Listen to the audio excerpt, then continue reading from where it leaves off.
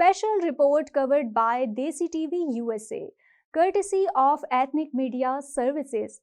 A national briefing on how green is my city, how trees and parks add years to longevity. A national Zoom meeting was held on Friday, December 1st, 2023, and let's watch the Zoom meeting and listen from the professionals and experts. Welcome, welcome, welcome. Good morning, everyone. Welcome to today's briefing.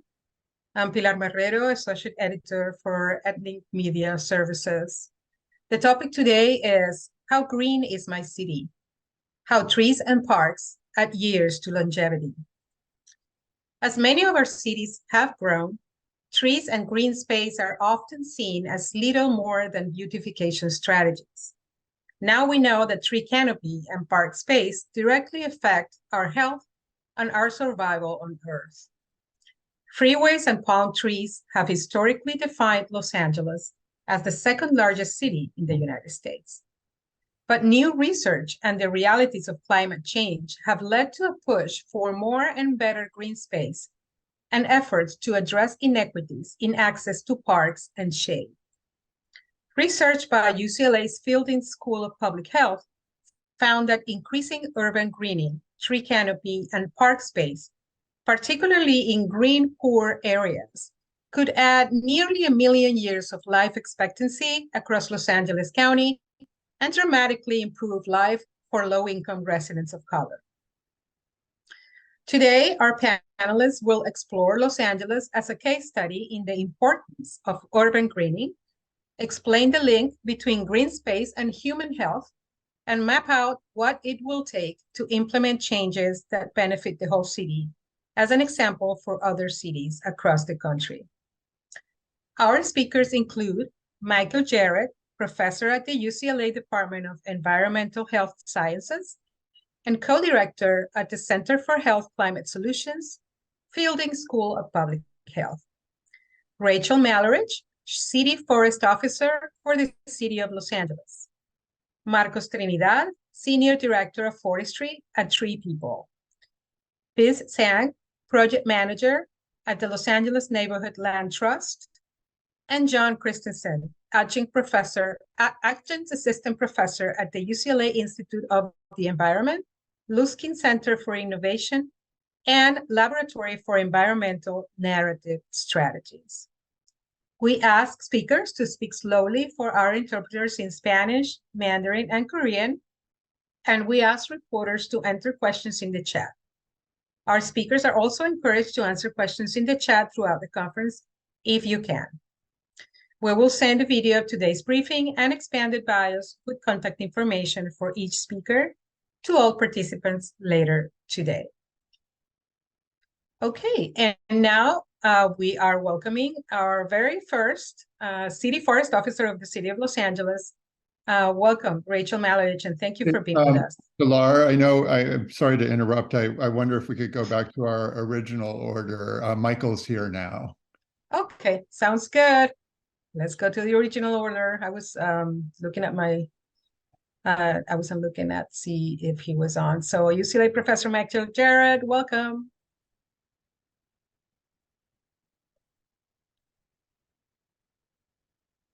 Hello. Michael? Michael, are you on? I think you're on mute. Still, can you hear me now? Yes, we can. Yes, Okay. but we don't see the slides. You don't see the slides. Okay. We see your calendar. Okay. Let me try again. Okay.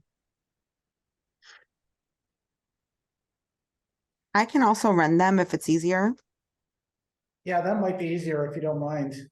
Thank you, Jessica. It's not working, but let me try this one more time. Okay, do you see it now? Yes. Thank you. So I want to talk to you today about the associations between green space, tree canopy, and parks with life expectancy in neighborhoods of Los Angeles. This is work that was done in collaboration with the Prevention Institute. It was really a wonderful collaboration. which really showed, I think, the power of community-based research.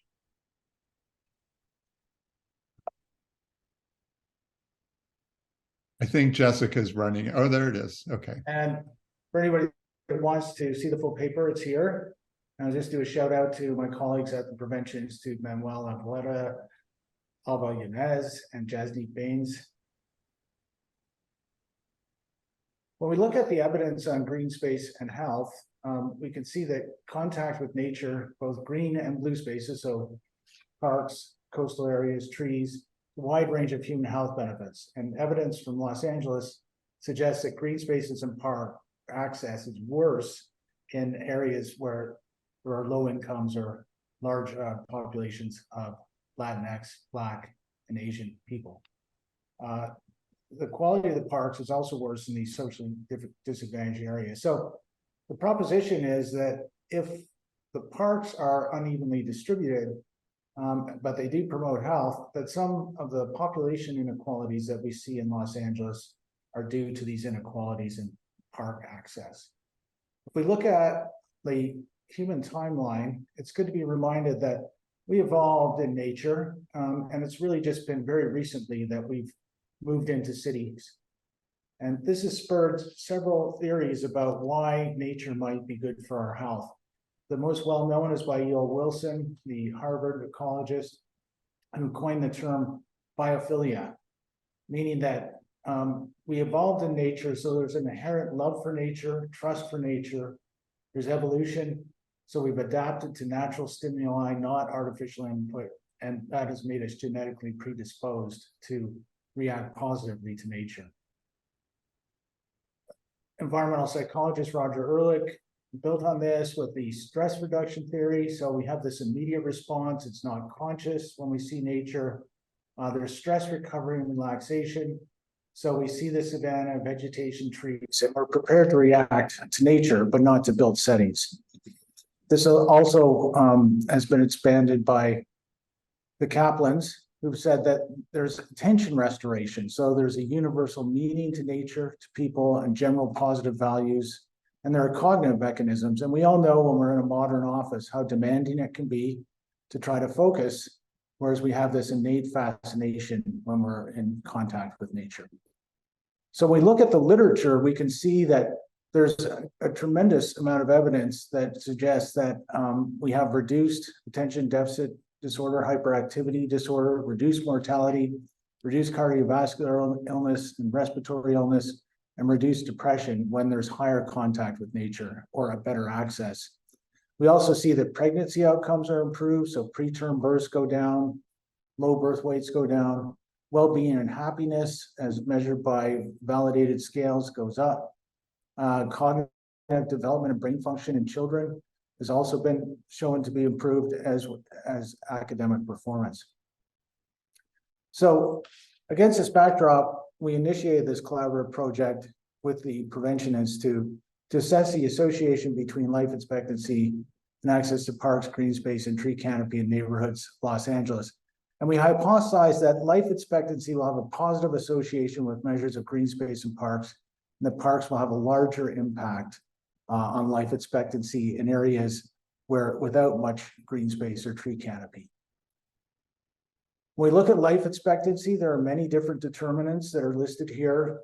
You can see that environmentally, there are negative ones like air pollution, lifestyle factors like smoking, obesity, physical inactivity. I won't go into the details, but I can say that we characterize all of these factors in our statistical model to try to hone in on what impact green space particularly had. This research was made possible by work that was done by the Center for Health, National Health Statistics, the CDC, and the Robert Wood Johnson Foundation, who developed these very small area, these are known as census tracts, estimates of life expectancy. And across Los Angeles, it goes from 68 to 93 years. So if we're somewhere in the south central area, it's about 68 years. When we go up into Malibu, it goes up to 93 years. And you can see that when we look at the satellite retrieval at 0.6 of a meter resolution for green space, that there's a lot of variability. And you can see how that plays out in a residential neighborhood on this slide. You can also see that the park need is unevenly distributed, and at least visually, it looks like it's correlated with life expectancy. So when we did our statistical models, we found very consistent associations between the presence of tree canopy and life expectancy. So more trees, we saw increases in life expectancy. More green space as measured by that satellite image. We also saw that. And I think this is really important and fascinating that when we looked at the impact of parks in areas that did not have much tree canopy or green space, we see a very strong linear influence on life expectancy. But in areas that are already very leafy, say like Brentwood or parts of West Los Angeles, we can see that there's really not a lot of impact when there's already a lot of green space. And this has implications, which I'll in a minute. So when we look at quantifying, the effects were quite modest. They were adding maybe 2 to 4 months of life expectancy, depending on which variable we looked at. But when we sum that up across the large population of Los Angeles County, it adds more than 171,000 years of life expectancy. And there's a real environmental justice implication here because many of the neighborhoods that are underserved for parks and green space are populated by Black and Latinx residents. About 122,000 or almost 123,000 of those life expectancy years gained if we brought everyone up to the county level median or about the average of green space would go to Latinx and Black residents. And when we think about the interaction between parks and green space, this highlights the importance of improving parks in areas without much green space. And these are oftentimes areas that are poor and have large populations of Black and Latinx people. For anybody that's interested, the Prevention Institute did a tremendous job with an park advocacy toolkit. So you can go to their website and get this if you want to start using this in any of your research or reporting. I just want to thank the funders and the people that shared data with us and the Prevention Institute for their leadership on this project. Thanks very much, and I look forward to our discussions. Thank you, Professor Jarrett. So Laura, That was could I just ask Dr. Jarrett one follow-up question? Didn't you find a larger effect for if you increase the tree canopy and the green space in those neighborhoods? Yeah, so the tree canopy was the strongest effect. It was slightly larger than green space, but the green space measure is an aggregate measure of both tree canopy and all other things like grasses and shrubs. So some portion, there's a fairly high correlation between those two factors. So it is hard to parse out the specific effect of trees, but definitely the trees themselves had a strong impact. Great, thank you. Okay, thank you very much. Because we started late, we're going to go to the next speaker. And if you can answer a question in the chat, Professor Jarrett, there's a question by Sunita there. But I'm going to move on and invite Rachel Malleridge, who is the Chief Forest Officer for the City of LA, who's going to talk to us about what she's doing and why she is the first person in this position. Rachel, welcome. Good morning, everyone, and thanks for having me. And I really appreciate that we were able to have Dr. Jarrett go first and lay the case so important, of why trees might be important for us to be looking at as the city.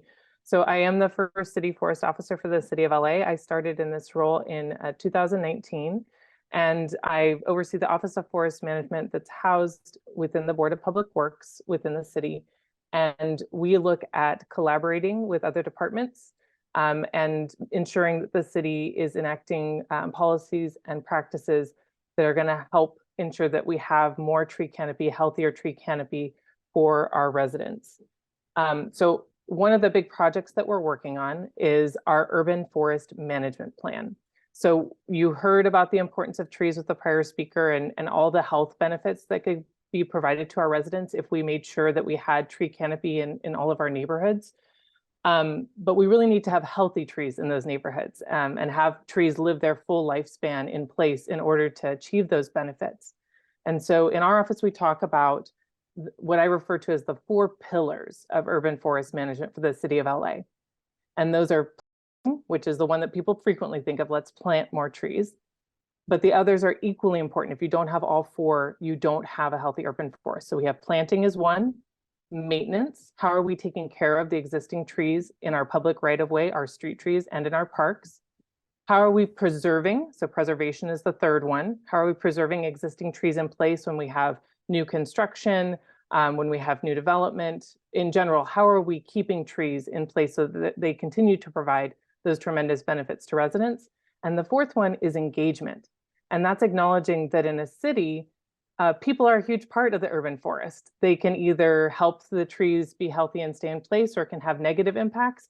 And a lot of people have feelings about trees in their communities. I don't get a lot of feedback on, what maybe another piece of infrastructure like a fire hydrant or a street light. People may care if those work or don't work, but they don't care as much what they look like. But trees, people have a strong opinion about what kinds of trees and how those trees behave in their neighborhoods. And so this engagement pillar, we're looking at, again, educating residents on things like why trees are important for their neighborhoods. We're also listening about what's important to them. What are the aspects of the urban forest or benefits that trees provide that are important to them, and how can we design the city around them, the streetscape around them, to better support the look and feel of the neighborhood and the benefits that they care about. And then, so it's this back and forth, some education and kind of outreach, and then it's also listening to our neighborhoods so that we're designing together what that urban forest looks like and ensuring that it really meets the needs of our residents. So those are the 4 areas: planting, maintenance, preservation, and engagement that we as a city want to make sure that we're doing really well. So we're developing this first urban forest management plan, which we're hoping to complete by 2025. And this document will provide a vision for the future and be our roadmap of how we're going to achieve that vision. How are we going to do all those 4 areas really well? How are we going to use research to guide decision making? How are we going to gather community input for projects and for some of those elements moving forward? So, and how can we really achieve this healthier city? How can we have those benefits of trees be provided to all of our residents so that they can have the benefits of trees that Dr. Jarrett laid out, as well as other ones that we know of in terms of, increased habitat for wildlife, and improved conditions for, slowing traffic and other things that have these impacts on our neighborhoods. So we're developing this urban forest management plan, and we're actually about to kick off a community engagement campaign related to that, because part of developing the plan will be, again, as I mentioned, getting that feedback from residents. And so in January, we'll be having a series of workshops in neighborhoods across Los Angeles to get feedback from folks in person, as well as having a survey that folks can fill out. And the survey and the workshop materials are being translated into multiple languages based on the feedback of our community partners that are going to be helping us deliver those workshops. So just FYI, we want to hear from all the folks that live in LA, what trees mean to them, why they're important, what concerns they have, what areas they wish the city would prioritize. That's what we're going to be looking to get feedback on. So, and this project that we're doing for the Urban Forest Management Plan is being done in partnership with LA County. LA County is also developing their first management plan. We're developing ours. And instead of working separately, we're working together. And we're doing that for 2 reasons. One is so that we take the best practices and make sure we're applying them across the whole region. The trees themselves don't know if they live in the city or county, but the best practices for how we take care of trees and plan for trees is the same, right? We live in the same area. We have generally similar conditions. So we're working together to make sure that we're aligned on best practices and providing that regional leadership, and making sure that we're talking so that if a new pest or disease that could impact our trees in our urban forest comes online, that we can coordinate better to move quickly to address it.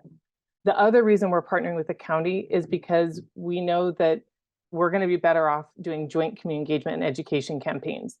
We want to make sure that we're maximizing public resources and not exhausting our residents by having separate meetings. We want to hear from folks together, and we also want to do education together rather than developing our own separate campaigns, both now and in the future. So if we're sharing information with residents, we want to be collaborative. So we're partnering with the county, which is really exciting.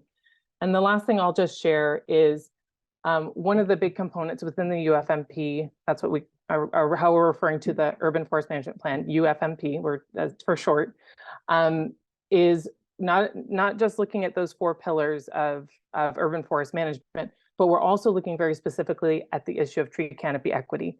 The images that Dr. Jarrett showed you that not every neighborhood in the city has access to trees and green space and all the benefits they provide. And so we're laying out what our equity strategy as a city is going to be, and not just looking at the distributional equity of, making sure every neighborhood has healthy, adequate shade for their public health needs, but also looking at recognitional and procedural equity, making sure that everyone has access to help inform plans in their neighborhood, and making sure that we're really recognizing things that have happened in the past in those neighborhoods and the different efforts of different groups in those communities. And so with our equity work, we've been partnering with 2 different groups over the past, I want to say 3 years at this point. The Urban Forest Equity Collective, which has been led by City Plants and Tree People. I know that Marcos is on the call. They're one of the partners in that collective. It's a large group of folks that have been working on a variety of research questions and helping us prioritize where we need to have certain interventions happen first, and how we do good interventions that are going to result in adequate shade for residents.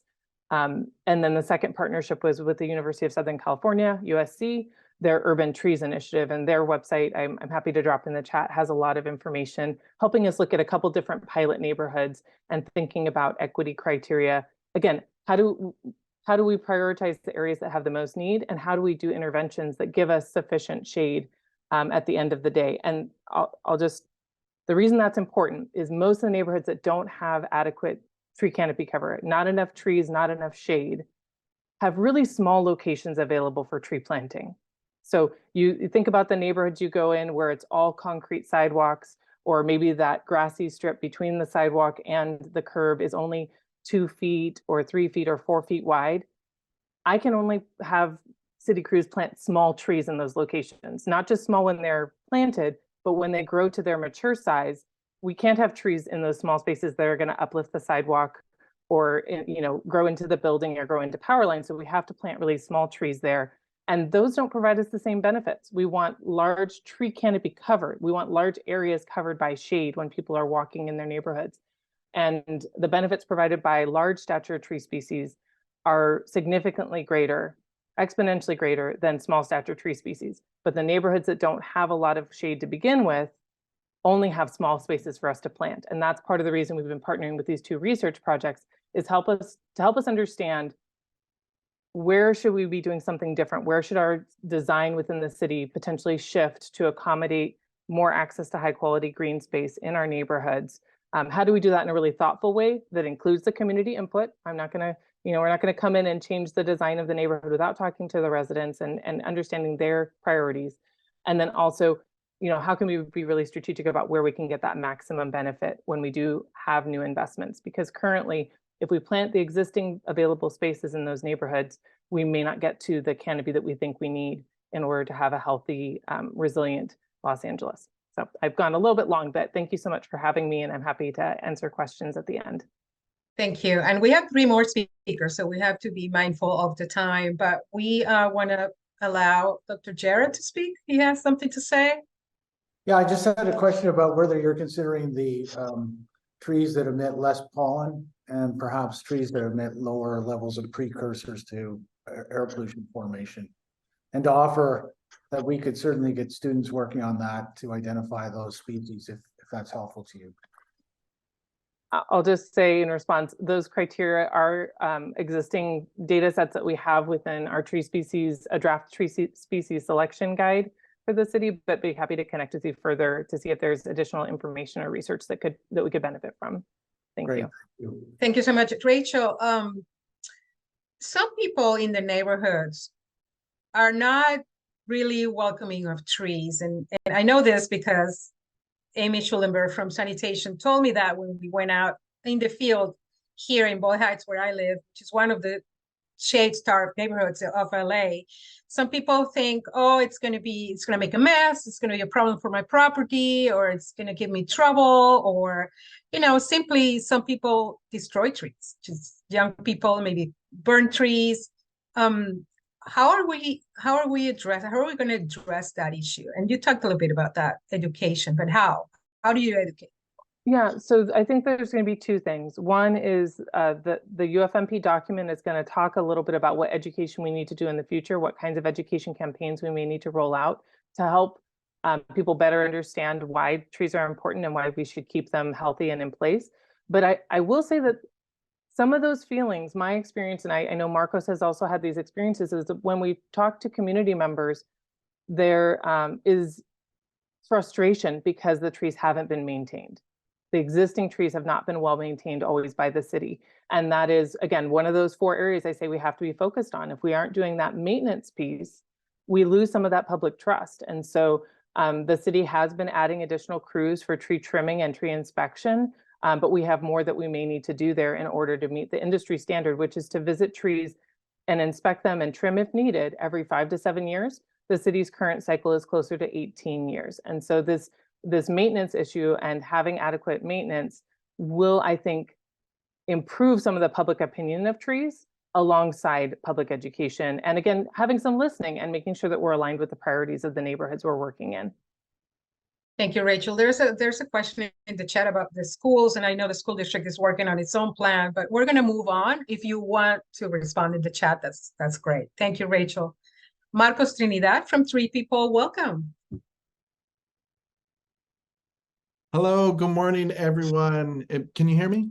Yeah, we're Yes. good. Loud and clear. Testing. Can I just say how grateful I am to have Rachel in that position? How awesome is that? And I'm also happy to be here and chatting with everyone. I think both of the presenters have made my job a lot easier just with presenting. In the case of being able to not have to go over there. I know we have a certain amount of time that we're being allocated, and I think the folks on this panel can talk all day about this, and that is the thing that I think gets us to a point where we're not just passionate about this, we're looking at ways to be able to address these issues and how it works. So now that you all have received like the why and what the city's doing, I can talk about Tree People a little bit in the sense of what one organization is doing there amongst many to get us to where we need to be. Again, one thing is Tree People has been around for quite a long time. We are in our 50th year. So that is exciting. And we started out with this idea of, getting people to get together and take that personal responsibility, plant trees. It was a very at the time, a hippie way of doing things, which I think is pretty awesome. And it started this really great movement within Los Angeles. And over the years, we got to a space where we're becoming more familiar with our landscape. And we are becoming more familiar with the needs of our communities. And we realized if we were going to make any drastic change in addressing some of these issues that are coming out with climate change and just everything else that rolls within Los Angeles County, we needed to start prioritizing the areas that need trees the most. And so Tree People has taken a step in prioritizing those areas. Again, the areas in need have been identified. We have been able to see maps of it and or of these areas. And just to shout out a couple of them, it's the Northeast Valley, South LA, Southeast LA areas, like Boyle Heights, and what we're doing now in partnership with a lot of local nonprofits, but also the city, is getting to a place where we can not only identify those locations, but identify the neighborhoods that we'd like to work in with a much more holistic approach. And what I mean by that is it's not just tree people going into an area and doing the work. It's tree people bringing opportunities to the communities in ways of jobs, education, like the environmental education, awareness, I should say, and then the education around how to be able to build around the urban forest. Again, there are priorities in these areas, and the priorities might not have trees or urban forests way up on top. So it's not that we're going into areas and saying, "Hey, you should be thinking about your trees." I often say, as I'm a bird watcher, and what great way to look at birds is in areas where you have trees. But I often say, if you could wake up in the morning and the first thought that comes up in your mind is, which bird am I gonna see today? You're waking up with a level of privilege, and our community members don't all have that. My goal is to get them that privilege. I want people to wake up and think about which bird they're gonna see today, which tree they're gonna get to experience today. I know it's gonna be a lot of work, but we are committed. And if it's one tree at a time, we're going to go ahead and do that. So a couple of things that we're looking at as being a process for us as well as an organization of growing. We realized that the volunteer model has been what has amplified our work. What we are now looking at is a hybrid model. So we continue to do that volunteer aspect, but we are now looking at workforce development. We need to be able to pay people to do this work, and we need to work with the industry to make sure that we're pushing back on best practices. We need to make sure that we are understanding the needs as Rachel was identifying those pillars. Yeah, we're all about that. Maintenance is huge. Also, preservation. If we're cutting down large trees and replacing them with small trees, we're not really doing ourselves the service or doing what is needed. So understanding that this needs to be a holistic approach. So currently we do have a model that is allowing us to seek funding that is supporting jobs across the board. We're able to bring folks in at the community level, give them training, experience, and amplify our message as far as being able to continue what is needed to have a sustainable urban forest. One thing that we're also doing, and what is allowing us, I know we're specifically talking about LA County, but a lot of what we are looking at for us and what is part of our mission is being able to share our process with the rest of the world. And even though Inland Empire might seem like a whole nother world, we are currently in Inland Empire, Antelope Valley, and we're able to do this work as well and really get to a point where we're able to plant a ton of trees and have a community investment that is going to be lasting. So yeah, I would love to answer questions at the end, but I do want to keep on my time.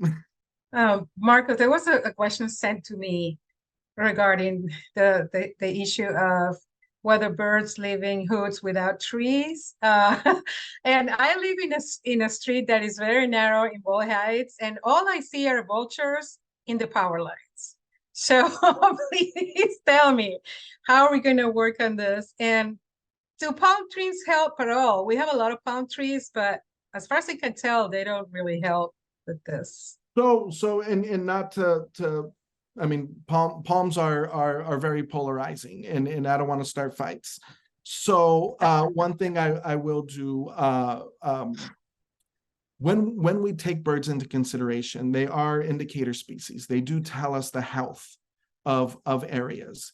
And if you are seeing a particular bird in your area, knowing about the bird and the diet and what the bird requires to survive is really important. Because if you're seeing vultures, that's kind of spooky. And another thing is, and just in the sense, because vultures rely on eating animals that are dead. It might be that there's an area, an open space where they're able to get that, and they're just kind of roosting, which happens out in Ontario, where there are trees that have 80 vultures that roost, and then they go out into the open fields. But one point I'd like to make, folks that I speak with in the community often are like, all I see are pigeons. They're rats with wings. And what I say to them are understanding the habits of pigeons are very important, because pigeons are resilient. They eat everything that we eat. So if you're upset because you're only seeing pigeons, then look at our own diet habits, because they're eating the French fries that we're throwing on the ground. They're eating the garbage. They're taking baths in the runoff water that we're allowing ourselves to shed. But the other thing is, they will also thrive in a healthy environment. So for us, we do know that the diversity of birds have a direct connection with where there is an abundance of trees. And a friend, Dr. Eric Wood, and his team out of Cal State LA they had put out a paper on this, and I'll drop it in the link when I get a chance, or drop it in the chat when I get a chance. But it is great just talking about how you can see the data now with historic redlining, and where there was investment to have a robust tree canopy, and how the birds are moving through urban environments to use those spaces. Now, getting to palms provide a different service. I don't think anyone should ever give up a space for a tree, a proper tree with a huge canopy, to plant a palm. But I myself do not plant palm, or I don't plant palms, period. But I also don't cut down palms because they're palms.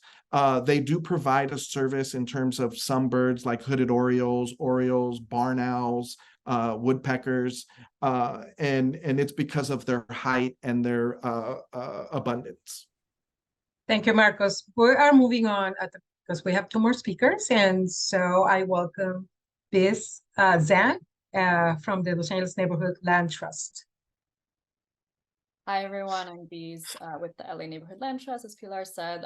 Thank you so much, Marcos and Rachel and Michael and John and everyone for being here. I will be also speaking sort of from a perspective of one organization among so many and what are some of the strategies and tactics that we use around this issue. And we actually collaborate with Marcos and Tree People on many projects. So just a little bit of background information about the LA Neighborhood Land Trust. We are a nonprofit, and we've been around since 2002. And since over the last 20 plus years, we've created about 30 parks and gardens, serving over 500,000 LA County residents. And in total, it's about 21 acres of green space, public green space. These spaces range from very small pocket type parks, like 0.15 acres, all the way to 8.5 acres, which is our biggest park to date, Wishing Tree Park, down in West Carson, that will be opening in a month or so. Out of that 30 parks and gardens, about 14 of them are managed by us directly year round, and that serves about 360,000 LA County residents annually. that means that the other parks are usually parks that we have built in partnership with usually municipalities, City of Los Angeles, smaller cities within LA County, or parks that we have helped in developing and then passed off. So Wishing Tree Park, we will pass off to LA County after we finish the construction. And I think the other panelists have done a phenomenal job of establishing the why, as Marco said as well. But I wanted to uplift one document that we often reference from Trust for Public Land. It's their Park Score Index that they do annually. You know, we, out of the 100 most populous cities in the United States, Los Angeles ranks 80th out of 100, which is a very not great. We can do better in that by far. And out of that in particular, you know, they kind of break down the data as the other panelists have done as well, showing that non-white communities have far less access to park space.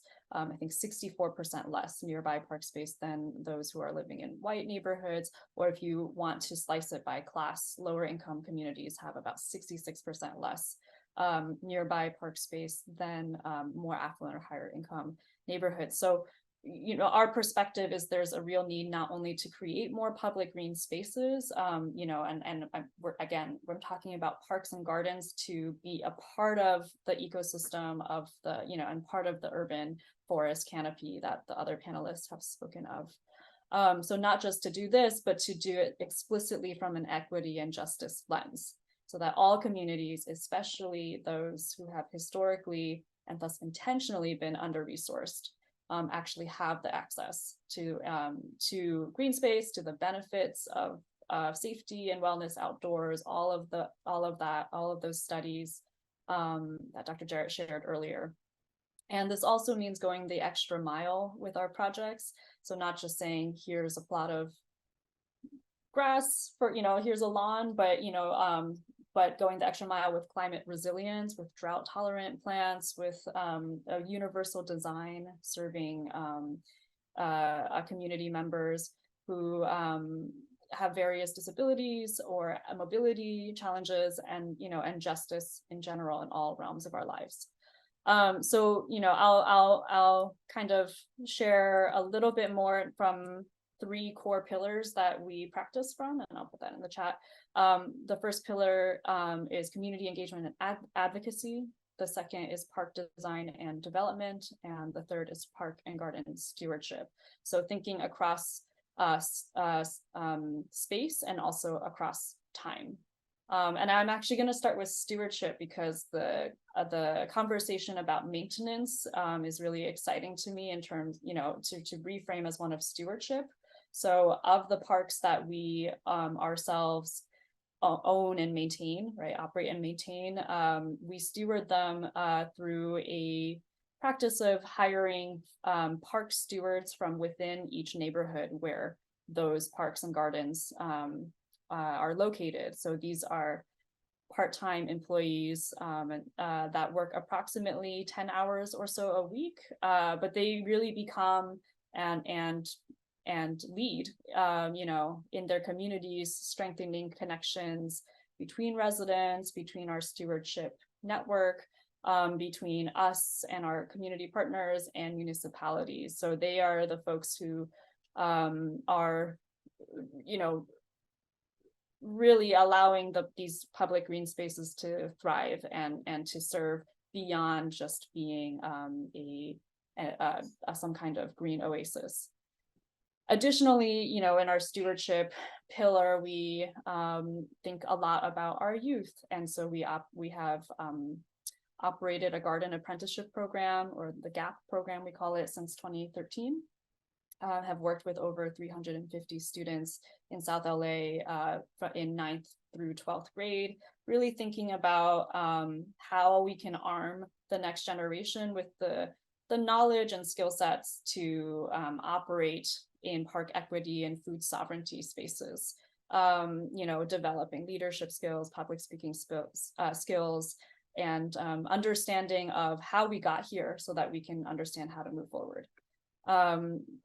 Less so on the youth side, we also have practiced a Park Equity Leadership Academy since 2015, I believe, which has been more of a training program for folks, any community members who want to participate in the kind of work that we're doing.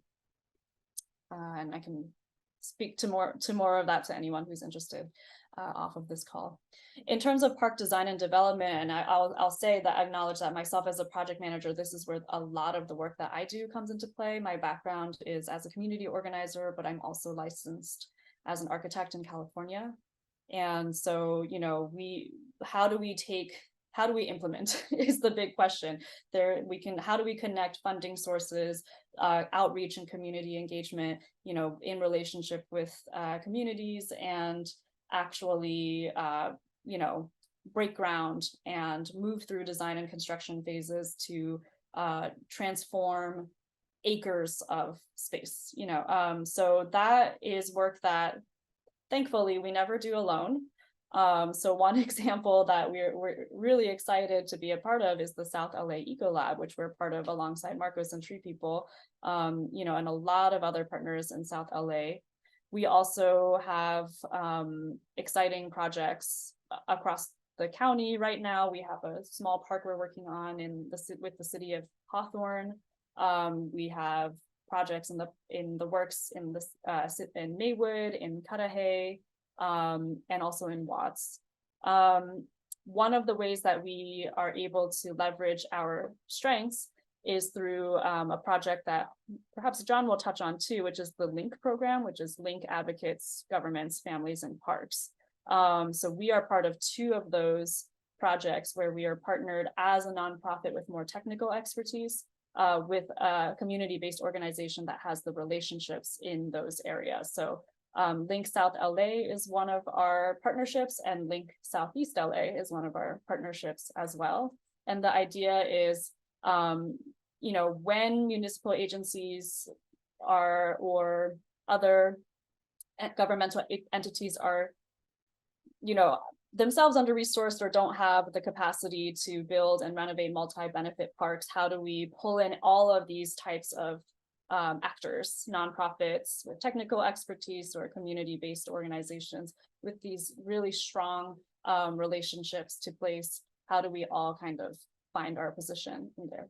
I think I'm running a little short on time, so I'll say one more thing about community engagement and advocacy. You know, as I mentioned, that, you know, we never work alone. We're part of a lot of coalitions. So I'll just name 2. One is the LA Living Schoolyards Coalition, which I think some folks, I'm like not reading the chat, but I saw some people were talking about greening schoolyards. It's something we do a lot in coalition.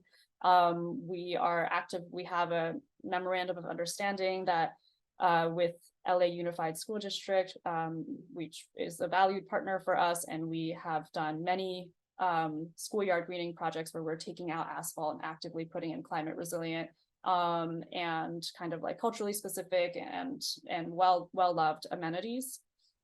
The other one that I'll mention is La Rosa, which is LA Regional Open Space and Affordable Housing Collaborative, through which we've been working across sectors, you know, with the 100-acre partnership, which is, you know, city, county, state entities, as well as community-based organizations in Northeast LA to combat and mitigate green gentrification. So understanding that we can build parks, but we have to continuously advocate and collaborate to make sure that those who were most impacted by environmental injustice are those who get to stay, remain in place, thrive in place, and have access to those high quality parks once they're built. So I'll stop there. Thank you, Peace. And yes, we are running short on time. Thank you so much, because you gave us a lot of ideas. Those projects all sound like great things for journalists to cover and do stories with. But I'm going to welcome to wrap up our partner in this project, John Christensen, who's assistant professor at the UCLA Institute of the Environment. And he was at the UCLA Luskin Center for Innovation. And he was the founder of the Laboratory for Environmental Narrative Strategies. Welcome, John. Thank you, Pilar, and thank you all for being here and for being interested in this really crucial subject. I thought it was fun that Michael Jarrett started with the slide of the evolution of human beings. We are increasingly an urban species. As of 2007, more than half of us live in cities, and that's expected to go up to 70% by 2050. Cities are our habitat. Urban ecosystems have also become an important area of research in the sciences, the social sciences, and humanities, as well as in policy and public investment around the world. We not only realize that cities are complex ecosystems and it's important to understand them, we also realize we need to invest in them for resilience to climate change for human beings and other species. And we understand that inequities have shaped the urban environment and continue to, and that justice requires that we remedy those inequities. It's a matter of life and death, as Dr. Jarrett's research has shown. Los Angeles is a laboratory for understanding urban ecosystems and understanding inequities, and for learning how to remedy those inequities. A lot of the great work that you heard about today is all about that. We heard from the Chief Forest Officer and tree people about the need to prioritize communities of highest need, and planting trees is not enough. Communities need support, resources, organizing, and power. We heard from the LA Neighborhood Land Trust about the important roles played by nonprofits and community-based organizations in building power and capacity of communities alongside city agencies. We also heard about the importance of equitable community development strategies to ensure that families, neighborhoods, communities can thrive in place and not be displaced by green gentrification, a global concern too. These models are being tested and proven in Los Angeles. Billions of dollars are being invested in urban greening and across the country with the infrastructure bills that were passed in recent years. To bring it down to a California, $100 billion is going to be spent on green infrastructure, urban greening, and climate resilience and climate adaptation and mitigation in California in the next several years. Half of that coming from the federal government and half of it coming from the state. A lot of these investments are guided by what is known nationally as Justice 40. And we have similar prioritization here in California, that the most disadvantaged communities, the lowest 40%, should be prioritized for these good investments because they've historically not been, and have often actually been divided or displaced by infrastructure investments. And you have the power to tell these stories and help ensure your communities benefit and are made stronger and more powerful and healthier as these kinds of investments come to your communities. At UCLA, we are supporting many of these efforts with research, and that's part of what we're doing also today as part of a project with Ethnic Media Services. That'll be a year-long project on urban greening. And we are ready to support you in your work with research, analysis, connections to sources, as we embark on this year-long collaboration through Ethnic Media Services and with our Laboratory for Narrative Strategies on urban greening. We'll be sending 2 sidebars you can use, and please, if you would like, in your coverage of these subjects that we've discussed today, health and urban greening, and how to plant and care for urban trees. And please consider us a resource as you work on stories about urban greening in Los Angeles, in California, in the United States, and around the world. Thank you. Thank you, John. I'm going to go to each of the speakers again for a last question, and it's going to be a question a little bit off of left field. So can you, each of you, please tell us why you love trees? Professor Jarrett? Yeah, I just find that I'm completely innately attracted to them, and I don't know why. So it's that mystery that makes me really love trees. Rachel? It's a loaded question for an urban forester and arborist, but I'll say that being around trees makes me feel better. And when I can go to a local park and look up and see all the branches and leaves and the symmetry, and when flowers fall to the ground, it's like a carpet under the tree that's like equally spaced, but no one did, the tree just dropped the flowers and made this beautiful mosaic. It makes me feel better. It brings out that sense of wonder, in addition to all the technical benefits, but it just makes me feel good. Thank you. Marcos?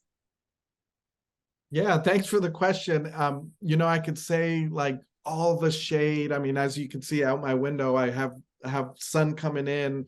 It helps me, and I'm able to like check out all the birds in the tree. But I think what I'm going to lean on is I love fruit. And so when I have trees that are giving me something that I can eat, I mean, I'm all for it. So avocados, persimmons, oranges, citrus, all that stuff. That's why I love trees. Please. I have an avocado tree in my yard, whom I love. I'll say that we're part of the same ecosystems, the same planet. So their survival, the tree's survival, is our survival. And so just sort of on a baseline level of like, thriving together and reciprocally, and allows us to have the futures that we are working towards as well. John? Well, I would just echo what everyone has said here in the whole conversation today. Trees and urban green spaces give us so much. We need to work at giving back and making sure that everyone has access to those benefits in their lives, which are real. Thank you, everyone. And I'm going to welcome our director, Sandy Cloche. She's going to tell us a little bit about the sponsorship for this project that we're initiating and where it's going to involve you, ethnic media reporters. Sandy? Thank you. And thanks to our speakers. This has been a really uplifting opportunity to think about the role of trees and the link to life and death issues as journalists allows us a real news hook to explain this is more than we thought. This is a real issue of life and death. I want to call out the Bezos Earth Fund for giving us a supportive grant that allowed us to hold today's meeting, and more importantly, fund a fellowship program moving into 2024, where our reporters for the Los Angeles region will be able to really move deeper into this subject of urban forests and the role of trees and public spaces and parks. The Bezos Earth Fund slides, which we will send to everyone on this call, explain their $400 million commitment nationwide to creating green spaces. But for us, this opened a very rare opportunity. We know ethnic media have long prioritized environmental topics. It's been very difficult for the kind of funding we receive to support coverage of health issues, education issues, many other issues. Now, Bezos has given us an opportunity to connect the importance of urban greenery and urban forests to health. So each of our speakers, we hope we can return to you. We hope our media colleagues will understand your great value as sources for us.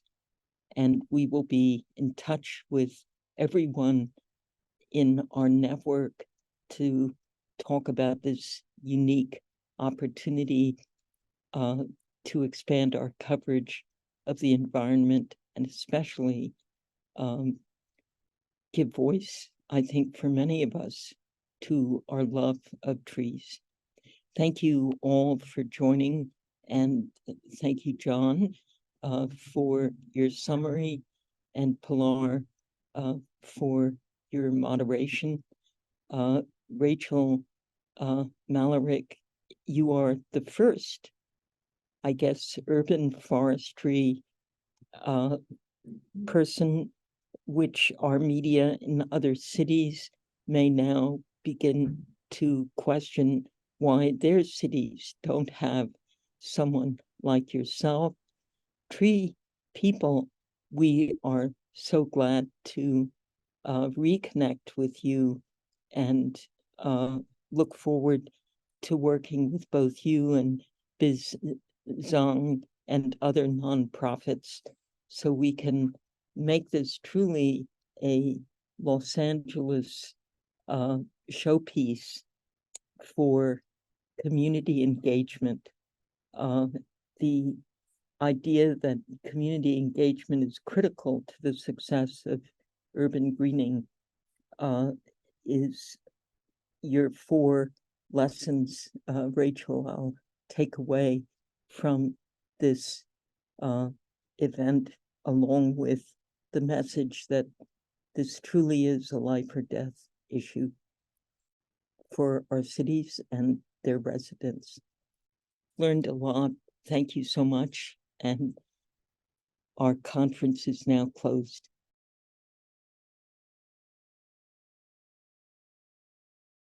And so in our office, we talk about what I refer to as the 4 pillars of urban forest management for the city of LA. And those are planting, which is the one that people frequently think of, let's plant more trees. But the others are equally important. If you don't have all 4, you don't have a healthy urban forest. So we have planting is 1, maintenance, how are we taking care of the existing trees in our public right-of-way, our street trees, and in our parks? How are we preserving? So preservation is the 3rd one. How are we preserving existing trees in place when we have new construction, when we have new development? In general, how are we keeping trees in place so that they continue to provide those tremendous benefits to residents? And the 4th one is engagement. And that's acknowledging that in a city, people are a huge part of the urban forest. They can either help the trees be healthy and stay in place, or can have negative impacts. And a lot of people have feelings about trees in their communities. I don't get a lot of feedback on, what maybe another piece of infrastructure like a fire hydrant or a street light. People may care if those work or don't work, but they don't care as much what they look like. But trees, people have a strong opinion about what kinds of trees and how those trees behave in their neighborhood.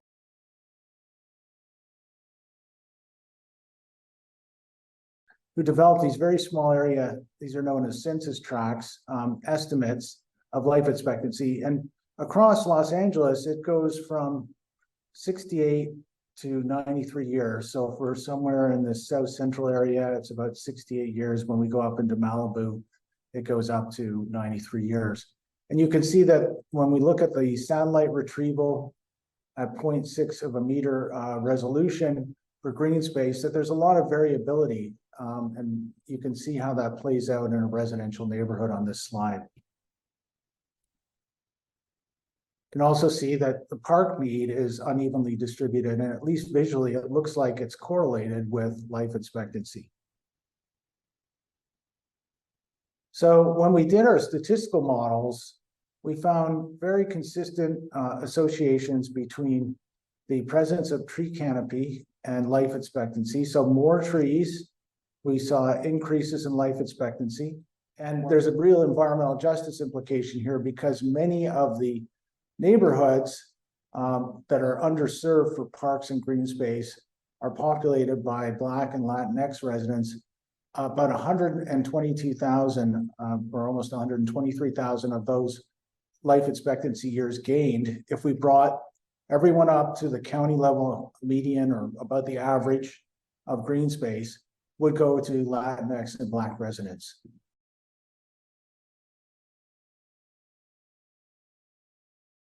The conversation about maintenance is really exciting to me in terms, to reframe as one of stewardship. So of the parks that we ourselves own and maintain, right, operate and maintain, we steward them through a practice of hiring park stewards from within each neighborhood where those parks and gardens are located. So these are part-time employees that work approximately 10 hours or so a week, but they really become and lead, in their communities, strengthening connections between residents, between our stewardship network, between us and our community partners and municipalities. So they are the folks who are, really allowing these public green spaces to thrive and to serve beyond just being some kind of green oasis. Additionally, in our stewardship pillar, we think a lot about our youth, and so we have operated a garden apprenticeship program, or the GAP program we call it, since 2013. Have worked with over 350 students in South LA in 9th through 12th grade, really thinking about how we can arm the next generation with the knowledge and skill sets to operate in park equity and food sovereignty spaces.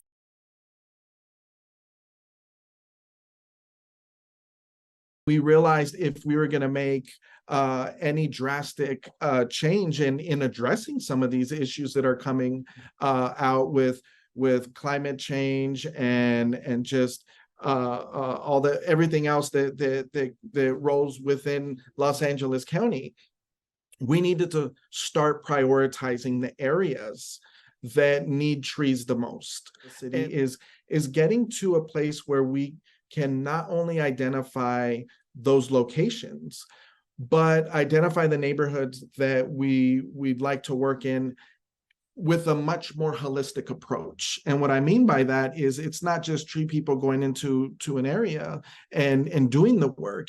It's tree people bringing opportunities to the communities in ways of jobs, education, like the environmental education, awareness, I should say, and then the education around how to be able to build around the urban forest. Again, there are priorities in these areas, and the priorities might not have trees or urban forests way up on top. Thanks for watching DesiTv USA, a North American global TV channel.